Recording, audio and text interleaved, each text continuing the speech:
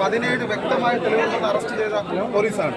അതിനുശേഷം അറസ്റ്റ് ചെയ്തതിന് ശേഷം തെളിവുണ്ടാക്കാൻ വേണ്ടി പരക്കം പായുന്നതാണ് നമ്മൾ കണ്ടത്, പൊതുസമൂഹം കണ്ടത്. ഈ കേസിന്റെ നാൾ വഴികൾ പരിശോധിച്ചു കഴിഞ്ഞാൽ ഈ കേസിൽ ഒരു ചെറിയ കണിക പോലും ദിലീപ് എന്ന് പറയുന്ന വ്യക്തി ഉൾപ്പെടുത്താനുള്ള ഒരു തെളിവില്ല.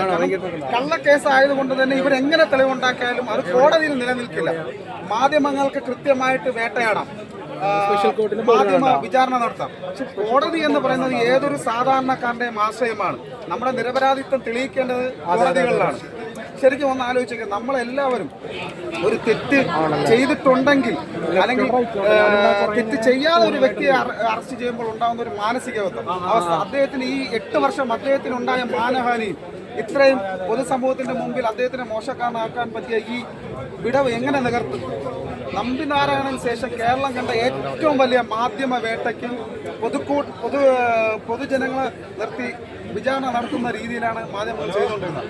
എല്ലാം ഇന്നത്തെ ഈ ദിവസം കോടതി അത് ആരാണ് യഥാർത്ഥ ഇരയെന്ന് കേരള പൊതുസമൂഹത്തിനോട് മുമ്പിൽ അറിയിച്ചിരിക്കുകയാണ്. അതിൽ 100% നമ്മുടെ ഹൃദയത്തിൽ നന്ദി പറയുന്നു. അദ്ദേഹം നഷ്ടപ്പെട്ട ഇത്രയും നടത്തിയ കരിയർ, അതെ, ഈ കരിയർ അല്ലെങ്കിൽ അദ്ദേഹത്തിനുണ്ടായ എല്ലാ രീതിയിലുള്ള നഷ്ടമുണ്ട്, മാനസികമായിട്ടുള്ളതും സാമ്പത്തികമായിട്ടും എല്ലാ രീതിയിലും. ആ മനുഷ്യനെ ഇത്രയധികം വേട്ടയാടിയ കേരള ചരിത്രത്തിൽ ഇന്നുവരെ ഒരു മനുഷ്യൻ ഇതുപോലെ മാധ്യമ വേട്ട നടത്തിയിട്ടില്ല.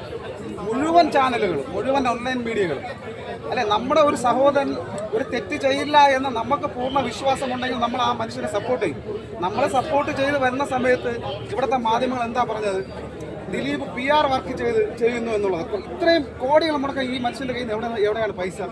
ഇവിടുത്തെ സർക്കാർ എതിരായിരുന്നു, പോലീസ്, മാധ്യമങ്ങൾ, എല്ലാ രാഷ്ട്രീയ പാർട്ടിയും.